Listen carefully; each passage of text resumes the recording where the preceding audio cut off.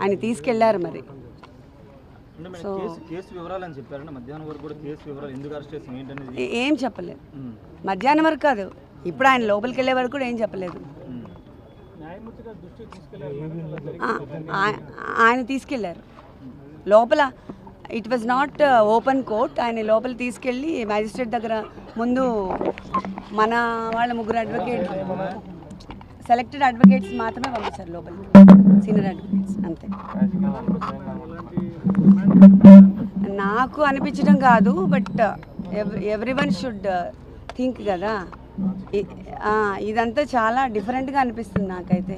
అంటే అన్నీ I mean లా ప్రకారము అలా వెళ్లకుండా ఏదో డిఫరెంట్గా కన్ఫ్యూజన్గా సంథింగ్ కావాలనే చేస్తున్నట్లుగా. ఒత్తిళ్ళు ఉంటాయి కదా న్యాచురల్గా.